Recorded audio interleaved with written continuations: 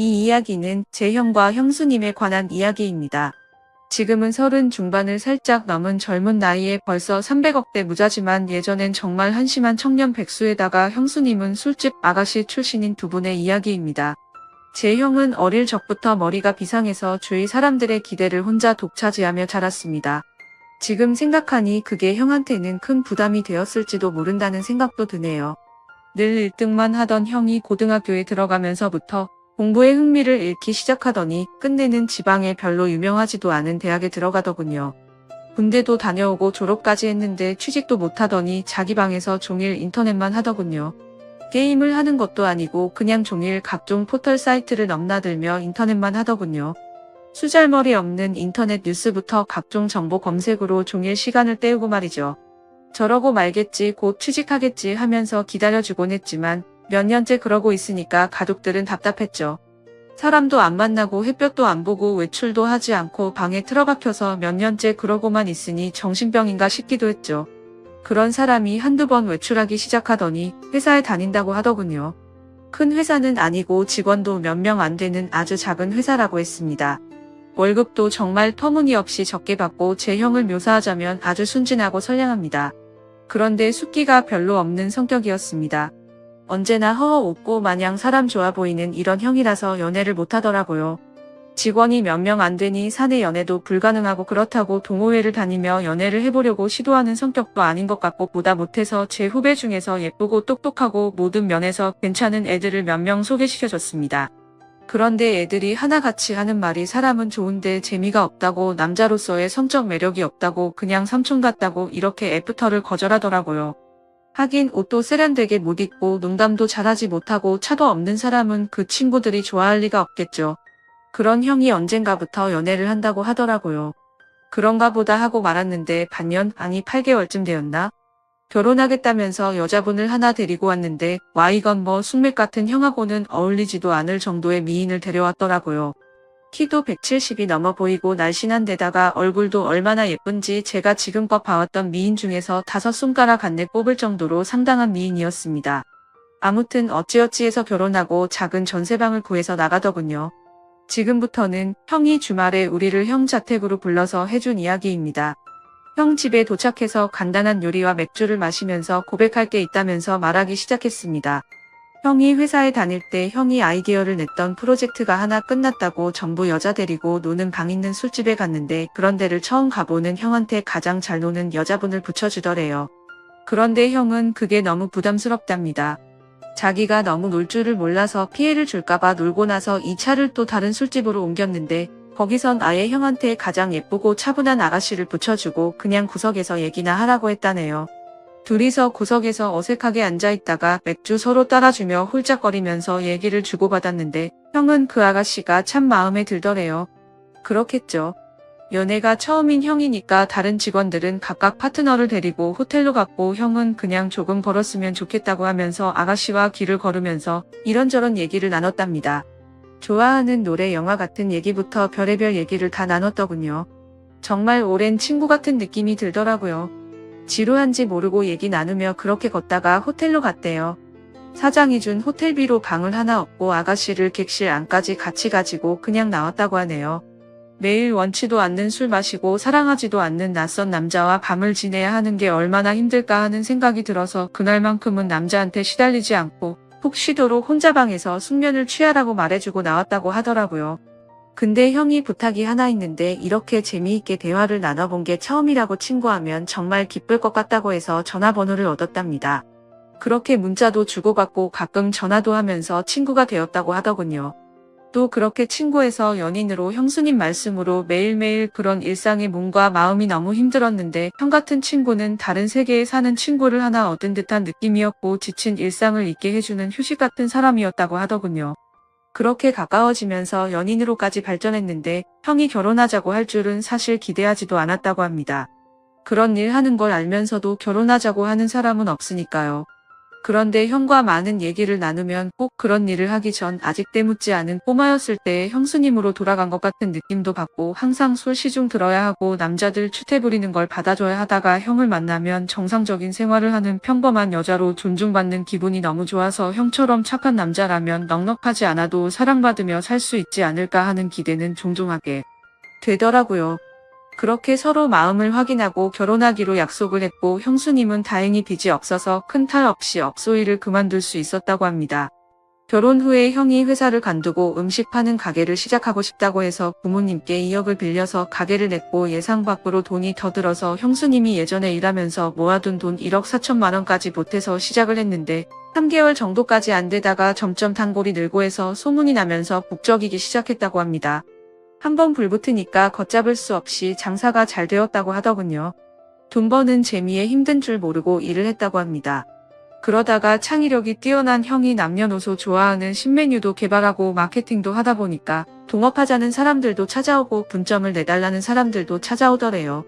그렇게 투자를 받아서 인테리어도 정비하고 정식으로 프랜차이즈로 등록하고 몇 년 동안 전국으로 가맹점을 내주기 시작해서 지금은 이름 대면 한 번쯤 들어봤을 법한 회사로 성장을 시켰습니다. 소스 제조랑 가공법에 대한 특허도 출원하고 원재료 가공 납품하는 공장도 세웠고 해외 수출 계약도 했다더군요. 회사를 관두고 해본 적도 없는 음식 사업에 도전한다고 했을 때 다들 말렸죠. 새 집 건너 한 집이 음식점이라고. 그런데 형수님은 당신이 하고 싶고 자신이 있으면 하라고 응원해 주더랍니다. 망해서 다 털어먹어도 동네에서 분식점 하면서 살면 되지. 설마 이렇게 젊고 건강한 두 남녀가 산입에 거미줄 치겠냐면서 해보라고 했다더군요. 자기가 모았던 1억 4천만 원 통장까지 내주면서 정말 힘들었다고 합니다. 그런데 프랜차이즈로 등록을 시키고 가맹점 내주면서 더 힘들었다고 합니다. 자기가 까딱 잘못해서 자기 믿고 가맹점 낸 점주들이 망하며 가맹점 하나당 가정 한 개가 파탄 난다는 책임감 때문에 잠을 못 잤다고 합니다. 하루에 2~3시간 정도 밖에 안 자면서 소스 개발, 메뉴 개발, 투자자들 찾아다니고 시장 분석하러 다니고 점주들 장사 잘하라고 자기 비결 남은 책자 제작해서 돌리고 그랬다고 합니다. 창업시장은 엄청 위험해서 열에 8, 9은 망한다면서 한 달 새에도 수없이 많은 새로운 프랜차이즈들이 생겨나고 사라지는데 외국 자본을 등에 업고 국내 진출한 외국계 프랜차이즈나 대기업 계열 프랜차이즈가 아니면 꽤 잘한다고 하는 프랜차이즈들도 수명이 5년을 넘기기 힘들다고 하네요. 다행히도 저희 형 프랜차이즈는 그 기간이 훌쩍 넘었는데도 이제 안정적으로 자리 잡아서 아직도 꽤 후한 평가를 받고 있다고 합니다. 그래서 지금은 형 나이대에 흔치 않을 만큼 큰 돈을 벌었고 반포에서도 상당히 큰 집에서 살고 있습니다. 형수님이 이제 내주만 하는 가정주부로만 지내고 싶다고 해서 형이 양평 쪽에 전원주택을 지으려고 했는데 형수님은 형이 출퇴근하는데 너무 힘드실 거라고 서울 복판에 집을 얻었다고 하더군요. 그렇게 숫기 없어서 연애도 못해보고 거절만 당하던 형이 이제 물 만난 물고기처럼 완전히 딴 사람이 되었습니다.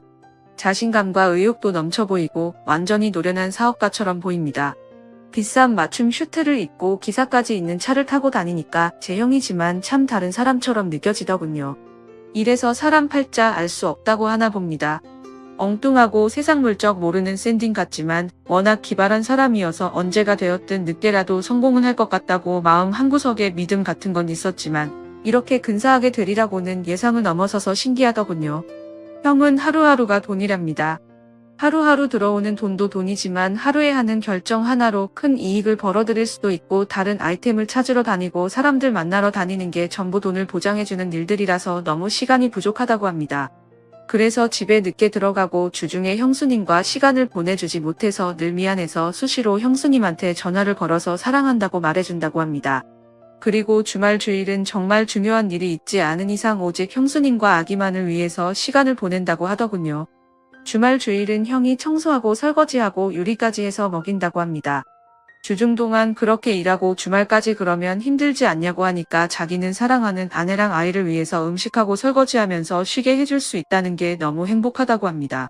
아내랑 아이 얼굴만 봐도 행복해서 피로가 풀린다고 형수님은 업소 일하면서 너무나 간절한 평범한 생활을 꿈꿔왔기 때문에 집에서 집안일을 하고 아기 키우고 형 옷 세탁하고 다름질하는 게 너무너무 행복하다고 합니다. 부자고 가난하고 하는 건 애초에 그런 건 상관하지 않았기 때문에 지금도 돈 쓰는 것에 재미가 생기지 않도록 주의한다고 하더라고요. 저희 형수님 그렇게 부자가 되었는데도 명품 가방이나 시계나 외제 구두 같은 거 갖고 있지 않은 것 같습니다. 형수님 말로는 주말에 형님이랑 정원에서 배달시킨 치킨이랑 맥주 한 캔씩 먹으면서 얘기하는 게 너무 행복하다고 합니다. 딱 그만큼의 행복도 감당할 수 없을 정도라면서 형이랑 이마트 가서 카트를 밀고 다니며 같이 시식도 하고 장 보는 게 백화점 쇼핑하는 것보다 더 행복하다고 합니다. 그토록 간절하게 꿈꿔온 것들이 바로 이런 것들이라고, 이게 전부라고 합니다. 그걸 잊지 않고 살려고 노력하신다면서 더 이상 바라는 거 없다고 형수님은 매달 부모님께 월급 정도의 용돈도 넉넉하게 보내주시고 우리한테는 볼 때마다 용돈도 주십니다. 형수님은 저보다 1살 어리시고 그런 형수한테도 학생도 아닌 번듯한 직장 다니며 나름 연봉도 꽤 받는 제가 용돈 받는 게 웃기는 것 같아서 우리가 애도 아니고 용돈 주지 마시라고 했더니 형수가 자기가 번 돈이 아니라 형님이 번 형 돈이라고 자기는 단지 전해주는 것만 할 뿐이고 아무리 나이가 들어도 형한테는 언제나 어린 동생들이니 형이 용돈 주고 싶어 할 거라면서 받으라고 하는데 이거 참 난감하더라고요. 저는 상황도 좀 우스운 것 같고 해서 안 받고 싶은데 막내 놈은 날름 잘 도맡습니다. 막내는 강남에서 규모는 작아도 꽤 말끔한 양주 비즈니스 클럽을 운영하는데 수입이 꽤 큰가 봅니다. 그걸 차리는데 형한테서 돈을 빌렸다고 하더군요. 모든 일은 형수님과 상의하는 형은 그때도 그 말을 형수님께 말을 했더니 형수님은 당신이 번 돈이니 빌려주고 싶으면 빌려줘라. 하지만 큰 액수인인 만큼 돈을 빌려주는 사람으로서의 운영에 대한 권한을 보장받아서 막내 도련님이 잘못된 판단이나 잘못된 운영을 할 때는 막을 수 있도록 권한을 보장받는 게 좋을 거라고 말을 했다더군요. 우리 형수님 참 대단한 사람 아닙니까? 형은 회사 운영에 관해 큰 결정을 앞두고 늘 형수님과 상의한다고 합니다. 회사 운영에 대해 아무것도 모르는 형수님이지만 시간이 날 때마다 형이 하는 일을 큰 것부터 작은 일까지 모두 얘기해주는 게 남편의 의무라고 하더군요. 집안일만 하는 아내가 얼마나 심심하겠냐면서 부모님은 형수님을 참 좋아하십니다. 형수님이 흠잡을 데가 없거든요. 남편한테 잘하고 시부모님께 잘하고 참하고 인물도 훌륭하고 뭐 보는 사람마다 며느리 칭찬을 하니까요. 저희 아버지 어머니도 형수님을 딸처럼 아끼십니다. 늘 우리 딸 그러시거든요. 처음엔 형수님 외모가 너무 바비 인형 같아서 어리숙한 형 등 처먹으려는 꽃뱀이 아닐까 하는 의심도 있었지만 지금은 존경스러울 정도입니다. 시부모님과 우리가 형수님께 너무 잘 대해줘서 형수님은 자신의 과거에 대해 숨겨온 것에 대해 지금껏 늘 죄책감을 느끼고 살았다고 합니다. 그래서 털어놓고 싶어서 지금에서야 우리한테 말하는 거라고. 그래서 저는 누가 뭐래도 형수님은 우리 식구들이 가장 좋아하는 우리 형수님이었고 앞으로도 그럴 겁니다. 형님과 형수님이 성실하게 살았다는 건 알았지만 그렇게 남들보다 몇 배로 애를 쓰며 살았다는 것까지는 몰랐네요. 형수님 앞으로도 우리 형님 잘 부탁드립니다. 고맙습니다 하면서 절을 하니까 형수님이 고맙다면서 우시더라고요.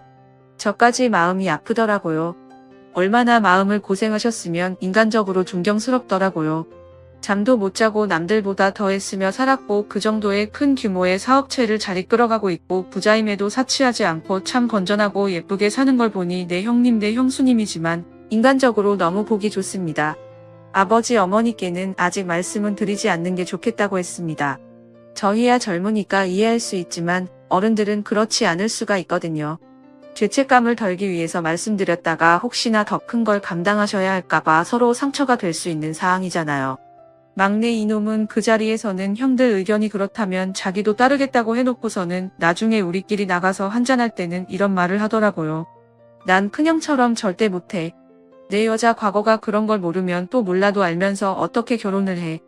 솔직히 얼굴 볼 때마다 과거 이 여자가 무슨 짓을 했을지 자꾸 생각나서 도저히 결혼은 안 될 것 같아. 그러니까 형님은 담배 하나 끊기도 그렇게 어려운데 과거를 끊어내기가 얼마나 힘들었겠냐. 그 과거는 아마 너희 형수가 죽을 때까지 가슴에 짐처럼 얹어 있을 거다. 할 수만 있다면 컴퓨터처럼 완전히 포맷해서 너희 형수 기억 속에서 싹 지워주고 싶은데 그렇게 할 수 없어서 네 형수 얼굴 볼 때마다 애써 밝게 보이려고 노력하는 것 같아서 안쓰럽고 불쌍해서 난 가슴이 아프다. 내가 할 수 있는 최선은 너희 형수가 그걸 의식하지 않고 살도록 너무 행복해서 그런 거 떠올릴 겨를 덮을 만큼 행복하게 만들어주는 거다. 나한텐 세상에서 가장 고마운 사람이고 가장 아픈 사람이다. 너희도 곁에 있어주는 것 하나만으로도 고마운 그런 사람 만나게 된다면 형 심정 이해할 거다. 라고 말하더군요. 그때 형을 소개시켜줬던 그 애들 중 몇 명은 아직도 시집 못 가고 저 만날 때마다 친구나 후배 중에 좋은 사람 있으면 소개시켜달라고 징징거립니다. 얘네가 사람 보는 안목만 있었더라면 팔자가 달라졌을 텐데 말이죠. 형은 여자에게 너무나 헌신적인 사람이어서 웬만한 어떤 여자분과 결혼을 했어도 다정하고 행복하게 살았을 겁니다. 형수 또한 웬만한 어떤 남자를 만나 결혼을 했어도 내조 잘하고 참한 아내로 훌륭한 가정을 만들어 갔을 겁니다. 둘이 만나게 된 건 누염도 아니고 운명도 아니고 오직 행복한 결혼 생활 그 하나만을 꿈꿔온 간절함의 톱니가 서로 맞아떨어져서 둘이 하나로 블록처럼 깨맞춰진 게 아닌가 합니다. 다른 사람들을 만났어도 인연이 되지 못한 건 서로에게 기대하는 이상이 달랐기 때문에 끝내 인연이 될 수 없었던 것이고 저희 형님과 형수님 이야기는 여기까지입니다. 남자분들은 우리 형수님처럼 과거의 실수보단 미래를 기대할 수 있는 현명하고 심성 좋은 여자분 만나시길 바라고 여자분들은 우리 형님처럼 당신 하나만 변함없이 애틋하게 봐줄 수 있는 그런 남자를 만나시길 바랍니다. 오늘 제가 준비한 사연은 여기까지입니다. 여러분들은 어떻게 생각하시나요? 좋아요 눌러주신 여러분들 항상 감사드리며 저는 내일 더 재미있는 사연으로 찾아뵙겠습니다. 감사합니다. 다음 사연입니다. 안녕하세요. 저와 남편은 사내 커플이었습니다. 제가 처음에 남편의 부하로 들어갔다가 스튜디오 관련인 타 부서로 이동해서 거기서 조금 핀 케이스입니다. 그 사실을 결혼 전부터 알아서 그런지 시어머니가 저를 아주 무슨 자기 아들이 회사에서 애지중지해줘서 편하게 일하는 줄 알고 부하였다니까 급여도 별거 아닌 거로 봐요. 사실 이전 한쪽이 팔리는 아이템을 만들어 지금은 제 쪽이 더 입지적으로 튼튼하고 급여도 비슷할 수준까지 상승을 했거든요. 보너스로 따지면 더 많네요. 그걸 몰랐을 때는 여자가 벌면 얼마나 버냐 자기 아들이 회사에서 신경 하나 덜 쓰게 집에서 살림이나 해라 제 아침도 못 먹고 나가는 거 들으면 가슴 아프다 블라블라 하기에 남편이 연봉을 까고 이 사람 저보다 잘 나가면 잘 나갔지 못한 사람 아니라고 질러버렸습니다. 그 후로는 레퍼토리가 바뀌어서 돈 많이 벌어도 시부모에게 하나도 안 가져오는 며느리가 뭐가 이쁘냐 난 나 용돈 주는 아들이 최고다 일만 하고 애도 안 낳으니 섭섭하다 넌 일이 중요하냐 시댁 행사가 중요하냐 시댁 행사가 중요한 거다. 내가 아무리 일을 잘해도 결국 애 낳고 회사를 관두면 우리 아들이 먹여 살린다 지금 아무리 일해봤자 나중에 쓸모없는 거 되니 그냥 그만두고 빨리 애 낳고 아들을 챙겨줘라 이러더라고요. 그래서 저 말을 몇 달을 참다가 거하게 한바탕 했습니다. 대충 기억나는 대로 말하면 전 뭘 하건 일을 계속 할 거예요. 집에 들어앉아서 집안일만 할 생각도 없고요. 저 사람도 성인이니 자기 앞가림을 제게 맡기면 안 되죠. 그리고 결정적인 게 저는 10년 후에 제 모습이 집에서 애나 보고 남편 밥이나 하는 거라면 지금 당장 여기서 혀 깨물고 죽어버릴 거예요. 라고 했거든요. 그러니까 시어머니가 들어 누우셨다네요. 제가 전업주부분들을 비하할 의도는 없었고 그냥 하도 저를 비하하시고 들뽑으시게 나오는 대로 말했는데 남편은 이번엔 내가 잘못했다고 하네요. 평생 남편과 아들 뒷바라지만 하신 분께 그 인생을 송두리째 부정하는 말을 했으니 어머니 누우시는 거 당연하다 이번엔 내가 먼저 사과하라기에 전 싫다고 했습니다. 당신 인생 부정당하는 건 싫으면서 왜 내 인생은 그렇게 부정하고 끌어내리지 못해 악을 썼냐고요. 난 전혀 잘못했다는 생각 안 하고 사과하지 않겠다고 했더니 그 시대에 그렇게 살 수밖에 없었고 넌 많은 선택지가 있었으니 선택지 하나 없던 어머니 인생을 불쌍하게 여겨서 좀 사과하면 안 되느냐 하네요. 전 절대로 사과할 생각이 없는데 제가 정말로 잘못했으면 먼저 사과를 할 상황인가요? 추가 아직 일이 해결되지는 않았고요. 그냥 남편과는 평행성 상태입니다. 남편은 어머니가 잘못한 거 인정한다 자기가 방패 못 친 것도 인정한다 하지만 본인 어머니는 평생 고운 말만 쓰시고 고운 말만 들으시려 신앙생활도 열심히 하고 노력하신 분인데 며느리가 혀 깨문다는 말을 하니 충격을 받으셨을 거다. 그건 내가 사과해줬으면 좋겠다 내가 먼저 사과하면 앞으로 이런 일이 재발하지 않도록 자기가 노력하겠다 이런 입장입니다. 솔직히 말하자면 고운 말 어쩌고 하는 건 제가 보기엔 가소롭고요. 결혼 전에는 그렇게 저나 친정을 칭찬하시다가 결혼하고 얼마 안 있어 하시는 말씀은 듣기 참 거북했습니다. 우리 아들은 교사 약사 선자리도 많이 들어왔는데 에서 시작을 해서 요리도 이렇게 못해서 어디다 쓰냐 하셨죠. 내 요리 못합니다. 근데 그건 남편도 마찬가지고요. 너 우리 집 재산은 기억하니? 며느리가 되나서 시아버지 생신도 안 차리고 시아버지 섭섭하시겠다라는 말도 많이 하시고요. 시부모님 생신 때는 남편 주도로 외식하고 있습니다. 너희 오빠는 왜 그 나이 되도록 결혼을 못하니? 문제 있니? 동남아 천우야라도 사와야 되는 거 아니니? 라는 말도 서슴지 않고 하셨네요. 네, 5살 연상 오빠 아직 결혼 안 했습니다. 저희 오빠 부모님 사업을 돕느라 바빠 연애를 못하는 걸로 알아요. 하지만 결혼할지 말지는 본인이 정하는 거고 저희 식구는 아무도 개의치 않는데 저런 식으로 이야기하시는 게 참 불쾌했네요. 아무튼 이런 막말이 시작되었습니다. 아이는 남편이 태도를 고칠 때까지 안 갖겠다고 선언한 참이고요. 일단 그렇게 생각하게 된 계기는 남편이 했던 말 때문이었습니다. 애 키우는 게 뭐가 힘드냐, 고양이 돌보는 것보다 덜 힘들 거다라는 말 때문입니다. 같이 살게 된 후로 밥 준 적, 똥 치운 적, 목욕시킨 적 한 번 없고 심지어 자기가 키우던 고양이 병원 데려가는 것조차 안 해서 주말에 저 혼자 데려갑니다. 그러면서 2마리 다 절 잘 따르니 역시 동물이나 사람이나 엄마만 따른다고 투덜투덜 아니 밥 주는 사람 따르는 게 당연하죠. 그리고 아이를 갖고 싶어도 관계가 거의 없는데 이것도 저는 남편의 탓이 크다고 생각합니다. 남편의 취미가 게임이라 퇴근 후 항상 게임을 하는데 안 말리면 새벽 1, 2시까지 해요. 좀 일찍 잠자리에 들면 휴대전화기나 휴대용 게임기로 하고 싶은 거 다 하고 12시 넘어서야 슬금슬금 절 건드리는데 새벽 6시에 일어나는 저는 12시만 되면 골아떨어져요. 그래서 살짝 신경질을 내면 저더러 잠자리를 거부한다고 뭐라고 하고 물론 어른 앞에서 혀 깨문다는 말은 부적절하지만 근 1년 반 동안 시어머니의 자기 아들 자랑과 저 비하하는 말을 들었더니 순간적으로 머릿속에 톡 뭐가 끊어지더라고요. 내가 어떻게 이래서 여기까지 왔는데 저런 소리나 들어야 하나 싶기도 하고 직장에서 진짜 쟤는 개같이 일한다는 말까지 듣고 여자가 어쩌고 얘기 듣기 싫어서 남이 피하는 일 다 맡아서 하고 심지어 한 달 내내 아침 8시부터 자정까지 일하고 주말에도 전 시간 근무하다가 위가 움직이질 않아서 소화가 전혀 되지 않기에 정밀 검사까지 받아서 프로젝트 성공하면서까지 올라간 자리인데 그 몇 마디 말로 저의 삶을 마구 짓밟는 것 같아서 너무 억울했습니다. 네, 앞으로는 그런 막말은 삼가려고요. 그래도 제가 먼저 사과하지는 않을 겁니다. 혹이 오랜만에 들어오네요. 그래도 결론 궁금해하셨던 분들이 좀 계셨던 것 같습니다. 한 달 동안 남편이랑 거의 대화를 안 했던 것 같습니다. 남편은 사과 안 하고 이대로 넘어가는 저에게 화가 났다고 하더군요. 하지만 전 정말 사과할 생각이 없었고 이대로 시어머니와 연을 끊어야겠다고 생각을 했죠. 그러다 하루는 남편이 술을 거하게 먹고 와서 저에게 서운하다고 하길래 그날은 그렇게 넘어가고 다음날 출근했을 때 링크를 보내줬습니다.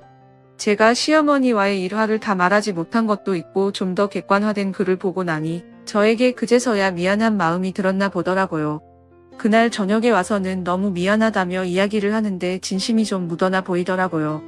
그렇게까지 상처를 많이 받은 줄은 몰랐습니다. 사과 요구했던 것도 취소하겠다. 시어머니와의 관계가 좋아지는 걸 더 이상 바라지 않을 테니 본인을 한 번만 용서해달라고 하더군요. 정말 진심인 듯해서 알겠다고 했습니다. 하지만 시어머니하고는 이미 어긋난 관계라고 생각을 해요. 끝까지 본인 아들이 짤났고 저는 그저 수발드는 사람으로 생각하는 시어머니와는 잘 지낼 수가 없을 것 같습니다. 남편에게도 이것도 불만이면 이혼도 고려하라고 했으나 자기가 더 잘하겠다며 시댁에는 안 가도 좋다고 하네요. 그리고 아이 갖는 건 본인도 자신이 없다며 링크로 살자고 하는데 차라리 어줍지 않게 저에게 아이를 요구했다가 나중에 무책임한 것보다는 딩크가 나은 것 같습니다. 저도 아직 이를 많이 사랑하고요. 더 나은 제가 되어서 세상 사람 그 누구도 무시 못하는 멋진 존재가 될게요. 응원해주신 여러분들 정말 감사드리며 똥이 무서워서 피하는 게 아니라 더러워서 피하는 걸 제대로 보여줄 생각입니다. 댓글 참다 며느리가 한마디 했다고 드러눕는 어머니는 불쌍하고 지금까지 하찮은 취급받고 무시당하면서 참아온 마누라는 불쌍한 거 모르겠대요. 어머니가 먼저 지금까지 말 심하게 한 거 사과하시면 님도 사과하겠다고 하시고 그 이후에 어머니가 또 막말하시면 참지 않고 계속해서 맞받아치겠다고 하세요. 어머니께서 먼저 사과 안 하시면 님도 사과 안 할 거고 앞으로 시댁에 밝게 끊으면 님도 편하고 좋다고 앞으로 님을 무시한다면 그 누구라도 끝장을 보겠다고 남편도 포함이라고 전해두세요. 댓글이 불쌍하다고 주둥이 함부로 터는 것까지 정당화되는 건 아니죠. 왜 아내는지 엄마가 말하는 말들을 들어야 하고 마누라는지 엄마한테 나쁜 말 하면 안 된다는 거야 뭐야 시장은지 엄마가 있는데 뭔 개소리인지 모르겠네요. 다음 사연입니다. 안녕하세요. 아내와 이틀째 언쟁 중입니다. 본인은 독방 육아고 제가 육아를 도와주지 않으니 파업할 거라는데 기가 막힙니다. 저는 6시 30분에 일어나서 시리얼, 토스트를 해먹고 지하철 1시간 거리의 직장에 8시 30분까지 출근을 합니다. 직업 특성상 야근이 많지만 야근 수당이 많이 나와서 아내가 출산 전에는 야근을 하더라도 농담식으로 얘기할 정도였습니다. 평균적으로 8시에서 9시에 퇴근을 하고 집에 오면 10시가 다 되어 있습니다. 그럼 아이는 잠들어 있고 육아를 도와줄 수가 없어요. 퇴근 후 아내가 간식을 차려주면 그거 먹으면서 대화 좀 나누고 난 휴대전화기 게임을 하거나 TV를 보다가 11시 좀 넘어서 잡니다. 토요일 격주 근무이고 쉬는 날에는 집에만 있습니다. 아내와 아이와 시간을 보내고 놀러 다니고 하죠. 쉬는 날 아이 목욕시켜주기 놀아주기 정도 하고 아내가 낮잠을 자거나 외출을 하면 그 시간 동안 아이를 봐줍니다. 그리고 술은 1년에 딱 1회 먹습니다. 친구들 두세 달에 한두 번 만나고요. 만나도 아내와 아이 함께 보거나 같이 식사한 후 아내와 아이를 집에 데려다주고 친구와 세차를 하거나 PC방을 다녀오거나 정도만 합니다. 이번에는 아내의 일과를 이야기해 볼게요. 7시에 일어나 아이가 먹을 아침 식사를 준비를 합니다. 아침에 간식을 챙겨 나와서 오전에는 문화센터를 다니거나 놀이터 등 아이와 함께 놀아주고 집에 가서 점심을 먹는다고 합니다. 가끔 문화센터 아줌마들과 점심을 먹기도 하고요. 아이가 낮잠 자는 시간에 집에서 설거지, 빨래, 청소, 요리 등등 살림을 합니다. 아이가 일어나면 간식을 차려주고 놀이를 하거나 장을 보거나 하다가 저녁 먹이고 7시쯤 아이를 목욕시키고 9시쯤 아이를 재웁니다. 제가 퇴근하고 나서 씻고 나오면 바로 먹을 수 있게 야식 겸 간식을 차려주고요. 그날 있었던 일들 아이 이야기 같은 대화를 나누고 TV를 보죠. 그리고 그날 육아 일기를 쓰고 12시가 다 돼서 잡니다. 아내는 밥만 먹으면 친구들을 만납니다. 제가 격주로 출근하는 주말 회사에 있을 시간에 친정이 우리 회사 근처라 일주일에 하루쯤은 친정집에서 놀다가 날 데리러 오기도 합니다. 저는 제대로 일 때문에 시간이 안 나서 같이 할 수 없는 건데 자꾸 독방 육아내 문을 하니까 너무 답답합니다. 저도 퇴근 일찍 하고 하면 빨리 와서 아이랑 놀고 싶고 안아주고 싶고 같이 목욕도 하고 싶고 그러고 싶은데 그 마음을 너무 몰라줍니다. 아내는 돈을 덜 벌어와도 되니 안 해도 되는 야근이면 좀 빼고 일주일 가서 아이랑 좀 놀아달라고 합니다.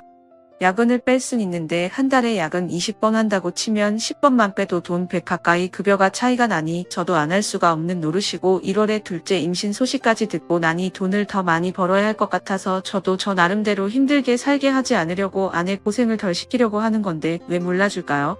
제가 독방 육아시키는 건가요? 아내의 입장 안녕하세요. 아내 되는 사람입니다. 그냥 보고만 있으려니 너무 열받아서 글을 씁니다. 아주지 유리한 대로 써놨네요. 열받네요. 정말 내 얼굴에 침 뱉기를 안 쓰려고 했는데 써야겠습니다. 술 처먹을 때마다 2번에 1번꼴로 경찰이나 구급대원한테 연락을 받습니다. 한 달에 한두 번 술을 먹는데 그때마다 새벽 4, 5시에 저런 전화를 받고 데리러 가요. 산후조리원 들어온 지 일주일 안 됐을 때도 한 달도 안 된 갓난애 데리고 길바닥에 쓰러졌다고 전화 받고 나갔습니다. 2년 저지거리 하다가 술버릇 안 고쳐지길래 이혼 서류에 도장을 찍고 술 끊지 않으면 제출하겠다고 해서 재작년 송년회를 마지막으로 술을 끊은 거고요. 송년회 한 번은 집에 안 들어오는 조건으로 허용해 준 거고요. 야근 말이 좋아 야근이지 일주일에 매일 야근을 한다고 합니다. 근데 야근이 아니라 회사 동료랑 당구하고 볼링 치고 탁구장을 다니는 겁니다. 일주일에 5일이 야근했다고 치면 이틀 정도는 저한테 거짓말을 하고 5시 반 칼퇴근하고 쳐놀다가 10시에 들어오는 거예요. 이것도 신랑이 고생한다고 내 졸업식을 동료 샌드위치 싸서 회사에 몰래 갔다가 회사 아니었던 거 알고 들킨 거고요. 들킨 것만 10손가락이 부족합니다. 일주일에 야근 2, 3번 정도인데 어디서 거짓말하고 놀다 와 놓고 거짓말로 야근했다고 하고 저희 사내 연애하다가 결혼한 거라 회사 분위기 잘 알고 운영 방식도 잘 알고 급여 부분은 더더욱 잘합니다. 야근 절반 정도 빼면 30 정도밖에 차이가 안 나요. 저 맘만 먹으면 친구 만날 수 있는 거요? 친구 만날 때 얘 항상 같이 데리고 다니고요. 만나도 식사 정도만 하고 오고 주말에 개인 시간 주는 거 어이가 없네요. 목욕탕 다녀오거나 커피 한 잔 먹고 오거나 병원 다녀오거나 하는 1시간 남짓 애 봐준 거 보고 개인 시간 준 거라고 합니다. 지 친구들 만날 때 저 데리고 나가는 것도 신랑 친구들이 첫 쪽하라고 용돈 주고 하니까 그 돈 반반으로 나눠달라고 데리고 나가는 거고 저랑 애 집에 데려다 주고 세차하고 온다고 하고 4시간 후에 옵니다. PC방에 간다 하고 휴대전화기 꺼놓고 새벽에 들어온 적도 여러 번이에요. 배터리 나갔다가 시간 가는 줄 몰랐다 변명 같지도 않은 개소리 찌꺼리고요. 좋게 얘기를 했습니다. 나 너무 힘들다 도와달라 그런데도 야근한다고 거짓말을 하고 난리입니다. 2월 갑작스레 하혈을 해서 울고불고 빨리 오라고 응급실 가자는데 지금 당장 못 간다고 다들 퇴근 안 하고 있대 놓고 직장 동료랑 PC방에 있었습니다. 제가 독방 육아라고 난리치는 이유예요. 진짜 야근에 힘들게 일하는 거면 저도 아무 말 안 해요. 그게 아니니까 저도 도저히 못 참겠어서 말한 건데 진짜 지가 매일 야근하면서 쉬지도 못하고 힘들게 돈 벌어오는 줄 아는데 절대 아닌 거 하늘이 알고 땅이 합니다. 너무 열이 받네요. 이래도 제가 철없고 이해 못 해주는 건가요? 지금까지 제 사연을 읽어주셔서 감사드립니다.